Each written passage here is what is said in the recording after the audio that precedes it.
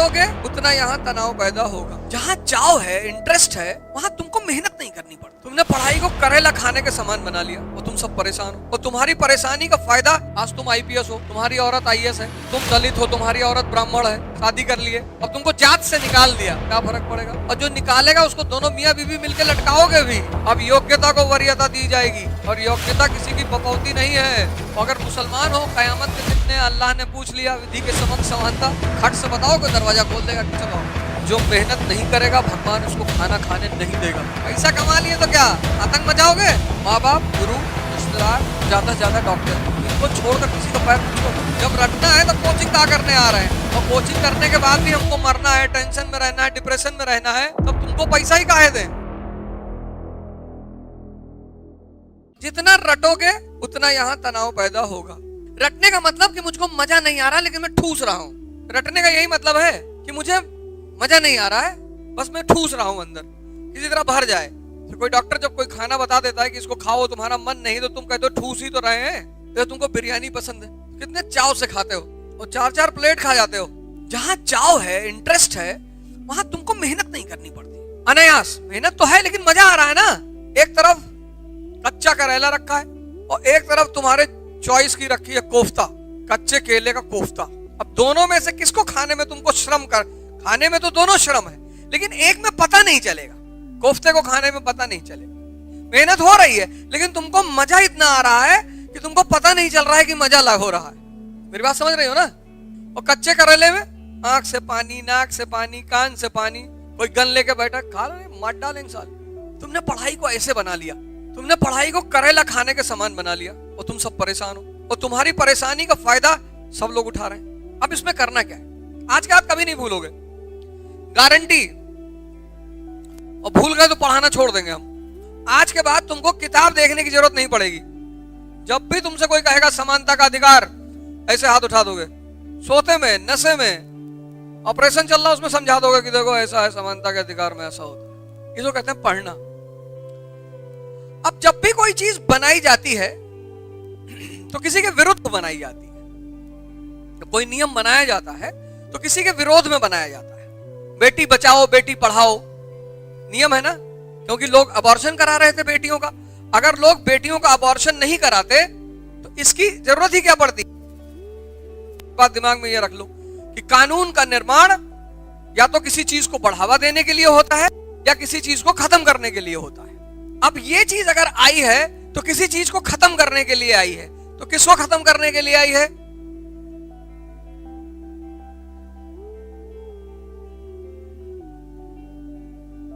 मनुवाद क्या है? मनुवाद ब्राह्मणवाद थोड़ी है। मनुवाद है सामंतवाद। जो मनुस्मृति है वो सामंतवादी व्यवस्था का ग्रंथ है, वो ब्राह्मणों का ग्रंथ नहीं है। ये बाहर जो जाहिल हैं, मनुवाद से तुम बुरा मत माना करो। अगर तुम ब्राह्मण हो तो उसको बुरा मानने की जरूरत नहीं है कि हमको कह रहे हैं, तुमको नहीं कह रहे हैं। मनुवाद ब्राह्मणों का विरोध नहीं है, मनुवाद सामंतवाद का विरोध है। क्योंकि मनुस्मृति किसका ग्रंथ है? सामंतवाद का। किस काल में आई? गुप्त काल में। स्मृतियां क्या मौर्य काल में है? नहीं है। अगर ब्राह्मणों का ग्रंथ होता तो क्या मौर्य काल में ब्राह्मण नहीं है? हैं? लेकिन इस देश का आदमी इतना गधा है कि जब उसको नेता चुनना होता है तब वो कहता है कि नहीं भैया, इतना छदमी है, धोखेबाज, इसीलिए तो परेशान है। नेता हमको परेशान कर रहे हैं। नेता काहे करेंगे वे? हम लोग को भैया बेवकूफ बनाते हैं। अबे तुम बनते हो तो तुमको बनाते हैं। जब 500 रुपया और दारू बोतल लेके वोट दोगे तो वो नहीं कमाएगा। तुम किसी नेता को वोट दो बिना पैसा दिए हुए। तुम तो चाहते हो कि नेताजी आए, हमारा पैर छुए, अम्मा बैठी है उनका भी छुए, हमारी बकरिया का भी पैर छू ले। तो वो इन्वेस्टमेंट कर रहा है तो पैसा वापस नहीं लेगा। 100 करोड़ खर्चा किया है तो 500 करोड़ कमाएगा नहीं, तो कहां से तुम्हारी रोड बनवाएगा वो? इस देश की जनता सबसे भ्रष्ट है। इस देश में सबसे अच्छे हैं राजनेता और उसके बाद अधिकारी। खुद ही कहती है साहब जो रुपया पैसा लगेगा दे देंगे, खुद ही कहती है, खुद ही। फिर कहती है बड़े घूस, खुद ही कहती है। पता नहीं कितने लोग मुझसे आके कहते हैं यार हमारा काम है करवा दो, जो पैसा रुपया लगेगा दे देंगे। खुद ही। जिसके पास नहीं है वो रो रहा है, बहुत घूसखोरी है। पैसा रखे हो? नहीं पैसा नहीं है। लो पैसा होता तो ये भी देता। ये नियम बना। अब देखो, विधि के समक्ष समानता पहला। अब सामंतवादी जो दौर है, मतलब अंग्रेजों के पूर्व का जो दौर है, उसमें जो पुरोहित हैं और सामंत हैं, ये कानून से परे हैं। एक ब्राह्मण अगर हत्या करता है और दलित हत्या कर रहा है, नॉन ब्राह्मण, तो ब्राह्मण को छूट मिल जाएगी। पुरोहित है ना, पुरोहित जो भी है, पुरोहित क्षत्रिय भी है तो वो भी पुरोहित। पुरोहित मतलब सिर्फ ब्राह्मण नहीं, लेकिन हाँ, ज्यादातर ब्राह्मण ही पुरोहित थे। तो आधुनिक युग से पूर्व पुरोहित और सामंत को कानून के दायरे में नहीं थे। लेकिन तब क्या इंडिया फॉर इंडियंस था? हैदराबाद अलग था, कश्मीर अलग था, जूनागढ़ अलग था, कर्नाटक अलग था, कितने सारे राज्य थे। अब यहां क्या बन गया? भारत। किसका? भारतीयों का। तो पहली चीज क्या मिली? विधि के समक्ष समानता। यही तो नागरिकता का पहला अधिकार आधार है कि हम सब नागरिक हैं भारत के। तो कैसे पता चलेगा कि हम कौन कौन नागरिक है? जिसको विधि के समक्ष। दूसरा देखो, सारा जो शाही पद था वो किसके हाथ में था? पुरोहित और सामंत। यहां अगर पुरोहित मंदिर के सामने खड़ा है तो अंदर पहले कौन जाएगा? पुरोहित। यहां भेदभाव है।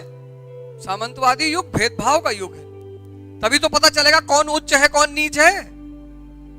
तभी तो सुप्रीमेसी बनी रहेगी। इनका कुआं अलग होगा और बाकी लोगों का कुआं अलग होगा। लेकिन यहां कौन है? नागरिक। किसके? भारत के। हम भारत के लोग। उसमें थोड़ी लिखा हम भारत के ब्राह्मण। तीसरा, पुरोहित और सामंत, सारे उच्च पद इनके लिए। राजा का बेटा क्या बनेगा? राजा। पुरोहित का बेटा क्या बनेगा? पुरोहित। अब तुम अगर दलित हो और संस्कृत पढ़ लिया, तुमने पीएचडी कर ली, जाओ मंदिर में पूजा कराओ, किसकी औकात है रोक देगा? तुम पढ़ नहीं रहे हो, ये गलती कर रहे हो। जब तुमको मंदिरों पर कब्जा करने का टाइम आया संस्कृत पढ़ के, तब तुम बुद्ध बन गए कि हम तो बुद्धिस्ट हैं। ब्राह्मणों ने अपना मंदिर बचा लिया। कितना बढ़िया समय था दलितों के लिए। सब संस्कृत पढ़ेंगे और इतनी पढ़ेंगे। पहला कौन सा आदमी है जिसने दलितों के लिए संस्कृत कॉलेज खोला? अपनी सरकारी नौकरी छोड़ के। तुमको पता ही नहीं। ईश्वरचंद विद्यासागर। अनटचेबिलिटी, ये क्या है? सजा है।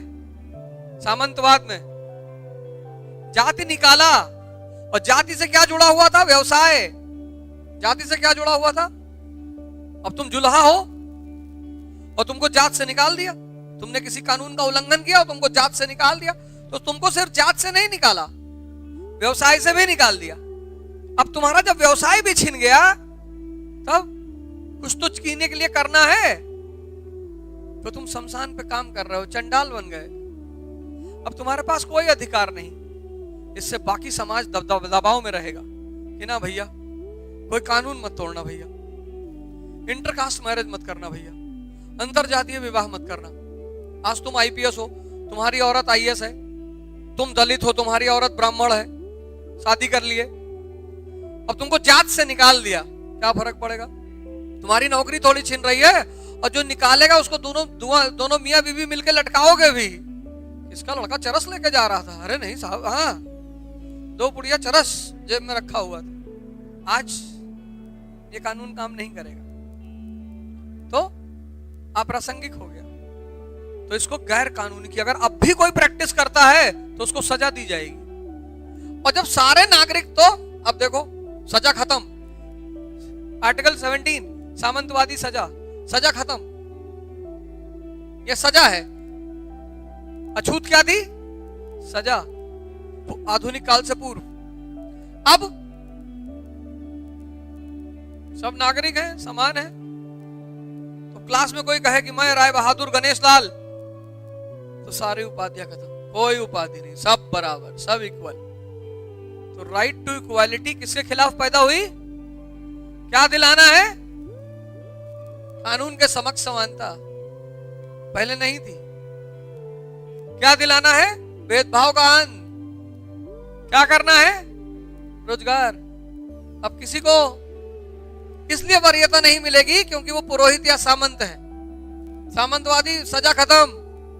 अब अगर कोई कानून तोड़ेगा तो उसको कौन सजा देगा? IPC, CrPC. अब धर्म सजा नहीं देगा। और चूंकि सब नागरिक हैं इसलिए अब कोई उपाधि धारण नहीं करेगा। तभी तो रटे थे। अब कहीं भी बैठे रहोगे, कहीं भी मंगल पे भी बैठे रहोगे और तुमसे कोई कहेगा राइट टू इक्वालिटी समझाओ, कह दो सर 14। सामंतवाद में पुरोहित और सामंत कानून से बाहर थे, लेकिन प्रजातंत्र में कोई कानून से बाहर नहीं है। तो 14 क्या कहता है? विधि के समक्ष समानता। सामंतवाद में भेदभाव था सर। पुरोहित और सामंत बाकी जनता से अलग थे। पहले हर काम में पहले वो, मरेंगे भी पहले वो। पहले दलित नहीं मरेगा। अगर मरने का मुकाबला हो रहा है तो पहले कौन मरेगा? पुरोहित मरेगा, फिर सामंत मरेगा। बोलो साहब भेदभाव खत्म। अब दलित को भी पहले मरने का अधिकार है। पहले मरोगे जी, आओ। सेवा में पुरोहित और सामंत का वर्चस्व खत्म। अब जो योग्य है वो संविधान बनाएगा। अब योग्यता को वरीयता दी जाएगी और योग्यता किसी की बपौती नहीं है। अब सजा कौन देगा? कानून देगा। आईपीसी देगी, सीआरपीसी देगी। अब धर्म नहीं देगा। अब किसी को अछूत नहीं बनाया जा सकता। और अब कोई राजा महाराजा नहीं, सब नागरिक हैं। तो अब किसी को उपाधि नहीं दी जाएगी। ऐसे पढ़ो। जब रटना छोड़ दोगे मन हल्का हो जाएगा। ये बैठ गया तुम्हारे दिमाग में। ये तुम्हारे दिमाग में जितना जन्म लोगे, अगर मुसलमान हो, कयामत के दिन ने अल्लाह ने पूछ लिया विधि के समक्ष समानता, तो खट से बताओ कि दरवाजा खोल देगा कि चलो आओ। तुम लोगों ने पढ़ाई को बोझ बना लिया यार। दर्द, जैसे डायबिटीज का रोगी है, वो तो अपने जीवन को दर्द बना के मीठा नहीं खा सकते। क्यों नहीं खा सकते हो यार? एकदम खा सकते हो। एक लड्डू 5 किलोमीटर। ये कौन तुमसे कह दिया तुम मीठा नहीं खा सकते हो? एक लड्डू 5 किलोमीटर। एक लड्डू खा लो, 5 किलोमीटर चल लो। ऐसे ही से नहीं चलना, ऐसे ही से चलना है। 2 लड्डू 10 किलोमीटर, 3 15, 4 20। और एक डब्बा खा गए तो यहां से आगरा तक दौड़ जाओ। डायबिटीज तुमको खाने से मना नहीं करती। यही तो नेगेटिविटी समाज में फैला दी। वो जो दूसरा वाला काम है उसको तुम ध्यान ही नहीं देना चाहते। अरे अब 4 लड्डू खा 20 किलोमीटर चले तो हरामखोरी करोगे, क्योंकि भगवान तो बराबरी का सबको दर्जा देता है। तो रिक्शा वाला एक मुट्ठी चीनी फाक के दिन भर रिक्शा चलाता है, शुगर लेता रहता है क्योंकि उसको जरूरत है। तुम इतना बड़ा पेट निकाल के दिन भर मचियप लेटे हो। तुम्हारे यहाँ 20 लाख रुपया महीना किराया आ रहा तो नेचर तुमसे कुछ नहीं कराएगा? नहीं तो रिक्शा वाला जाके ऊपर कहेगा नहीं कि मालिक हम ही मिले थे मजदूरी कराने के लिए। तो भगवान कहेगा बे तुमसे ही नहीं कराए, ये सेठ घनश्याम दास इधर आवे। बोले इनका तो हम खाना ही छीन लिए। जो मेहनत नहीं करेगा भगवान उसको खाना खाने नहीं देगा।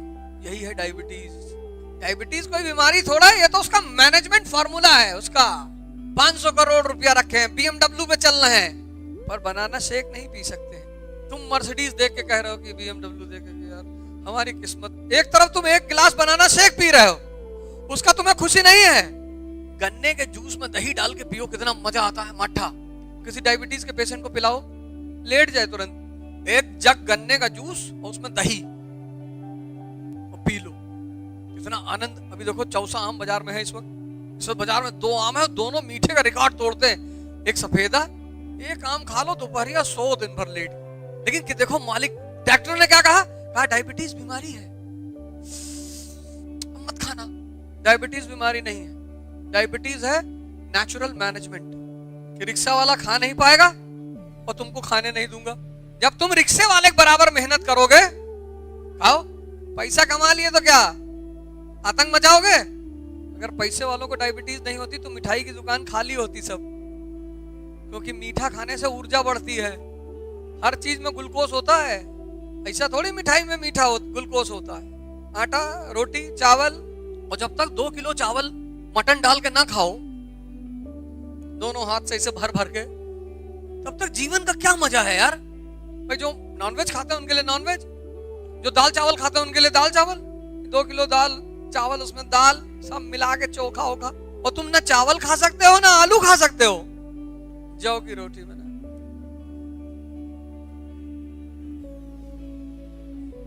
कल मैंने ट्विटर पे लिखा कि अमीरी तुमको महान बनाती है और पैसा मूर्ख।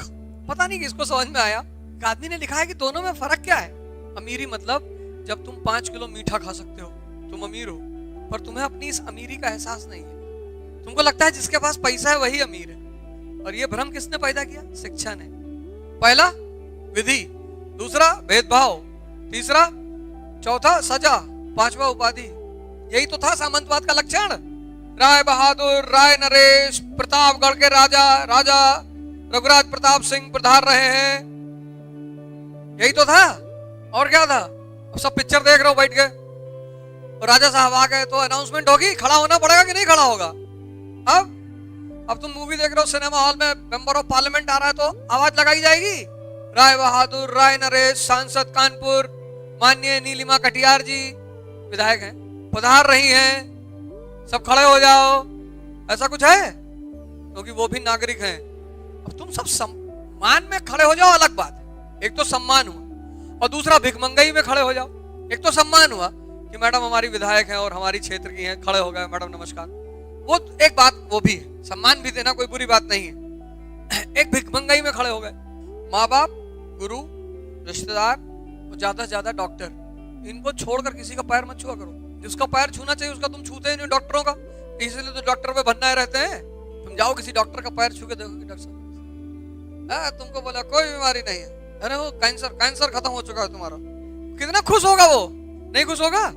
पैर छूना है तो डॉक्टरों का छुआ करो। नहीं, एक बार कह देगा कैंसर के सिम्टम है, कीमो देना पड़ेगा, सही में हो जाएगा। 24 घंटा सोच लेगा जो आदमी, उसको हो जाएगा। ऐसे पढ़ो, ऐसे।